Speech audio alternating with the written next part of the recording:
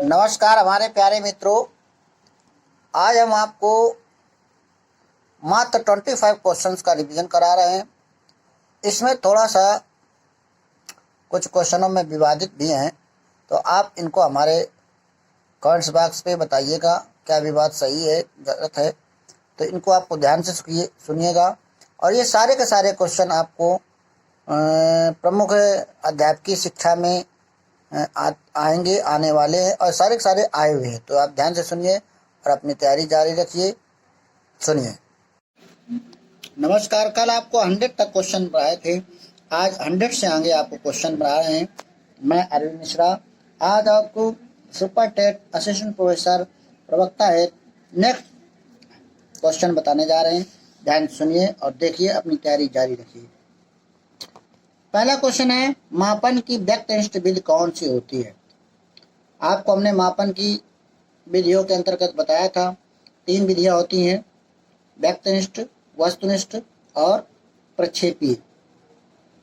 तो आप यहाँ पर देखिए, अवलोकन जो विधि है वो आपकी व्यक्तिनिष्ठ है, साक्षात्कार प्रश्नावली ये आपकी आत्मनिष्ठ होती हैं और प्रक्षेपी विधि जो आपकी अलग होती है। तो अवलोकन का संबंध किसी व्यक्ति या छात्र के बाह्य व्यवहार को देखकर उसके व्यवहार का वर्णन करने से होता है। अवलोकन को मापन की एक वस्तुनिष्ठ विधि के रूप में स्वीकार करते हैं, बल्कि इसको एक व्यक्तिनिष्ठ विधि के रूप में ही स्वीकार किया जाता है।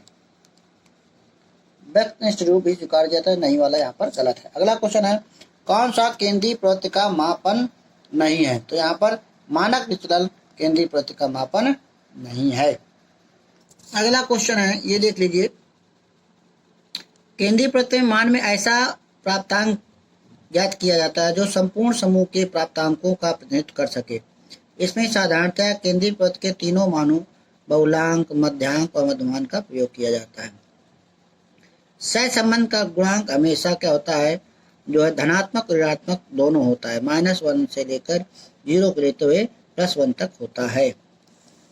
अगला क्वेश्चन है, निम्नलिखित आंकड़ों का मध्यमांक क्या होगा। ये आप हमें विकल्प में बताइएगा कौन सा सही है। प्रश्न सही लगाकर व्हाट्सएप पे भेजिएगा। अगला क्वेश्चन है, राष्ट्रीय एकता एक ऐसी समस्या है जिससे सब राष्ट्र के रूप में हमारे अस्तित्व का घनिष्ठ संबंध है। ये कथन किसका है। तो ये आपका जवाहरलाल नेहरू का है। जवाहरलाल नेहरू ने कहा था, राष्ट्रीय एकता एक ऐसी समस्या है जिससे सब राष्ट्र के रूप में हमारे अस्तित्व का घनिष्ठ संबंध है। अगला क्वेश्चन है, पत्राचार पाठ्यक्रम में किसकी आवश्यकता नहीं होती। इसका आप कमेंट बॉक्स में उत्तर दीजिए। तो यहाँ पर देखिए,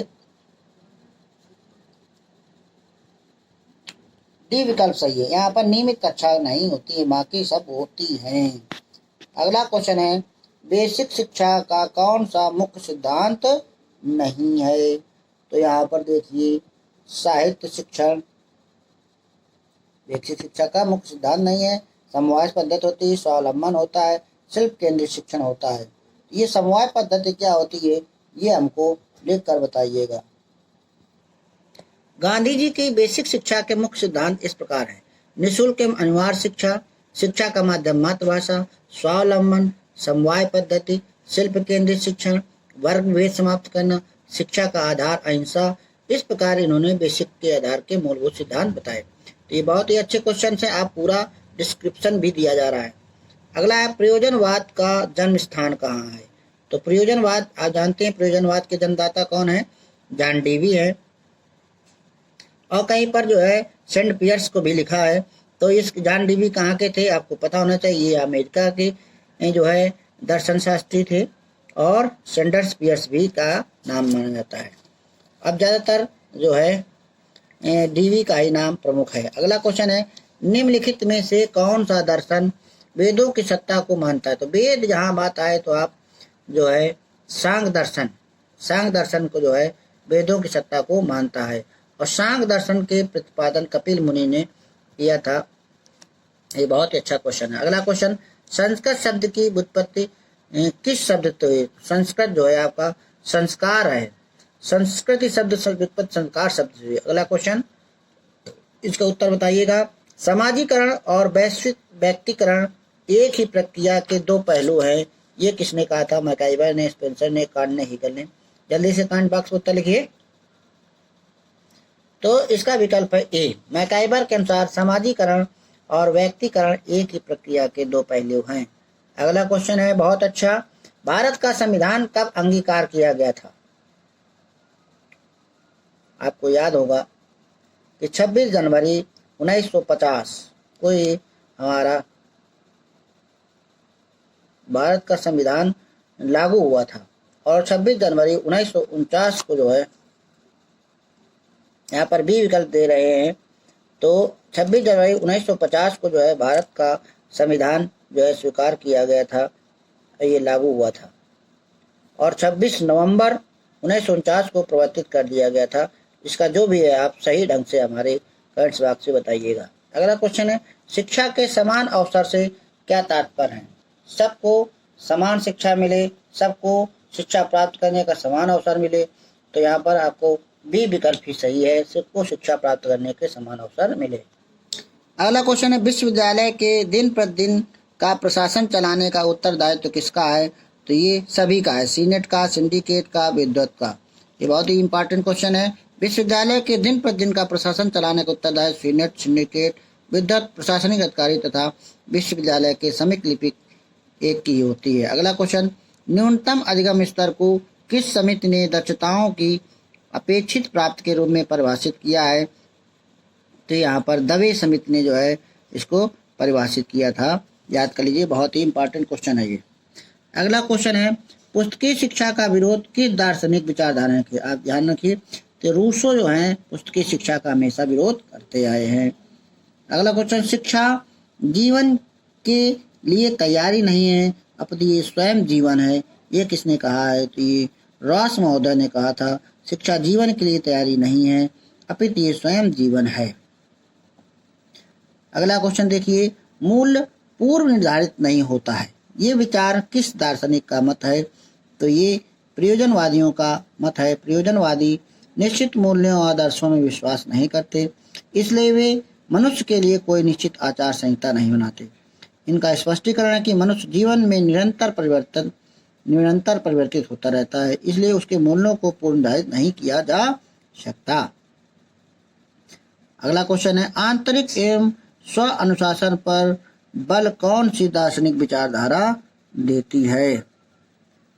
प्रकृतिवाद, यथार्थवाद, प्रयोजनवाद। इसका आप जो बताइए कमेंट्स बॉक्स में जल्दी से। तो आंतरिक और स्वानुशासन जब आ जाए तो आप ध्यान रखिए आदर्शवाद होता है कि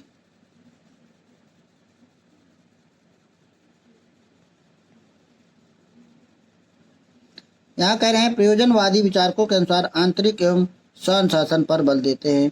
आपको कौन सा कमेंट लगता है, ये हमारे कमेंट्स बॉक्स पे उत्तर दीजिए। अगला क्वेश्चन है, निम्नलिखित में तथ्यों में से कौन संस्कृति का अंग नहीं है? तो यहाँ पर आपका डी विकल्प देखिए, आदर्शवाद। व्यापक अर्थ में संस्कृत में वो सब आता है जो मानव द्वारा निर्मित एवं विकसित है, वैसे बर्तन, वस्त्र, आभूषण, वेशभूषा, परंपराएं, रहन सहन, खान पान, विचार विचार, व्यवहार, मानदंड, भाषा, साहित्य, धर्म आदि सब इसमें आते हैं। अगला क्वेश्चन है, सामाजिक परिवर्तन का सबसे सशक्त साधन क्या हो सकता है? तो यहाँ पर देखिए चारों विकल्प में अध्यापक है जो सामाजिक परिवर्तन ज्यादा कर सकता है, क्योंकि अध्यापक को कहा गया है युग निर्माता कहा गया है। अगला क्वेश्चन है, निम्नलिखित में से कौन सामाजिक स्तरीकरण का आधार नहीं है? तो ये सामाजिक स्तरीकरण का आयु से कोई मतलब नहीं होता है। सामाजिक स्तरीकरण में अनेक आधार होते हैं, जैसे जाति, आयु, लिंग, व्यवसाय, आर्थिक स्थिति, धन, सामाजिक असमानता, पद, अधिकार, उत्तरदायित्व, योग्यता, कुशल शिक्षा। प्रत्येक समाज अपने सामाजिक मूल्यों, आदर्शों और आवश्यकता अनुसार इनमें से किन्हीं विशेष आधारों पर ही सामाजिक स्थिरीकरण होता है।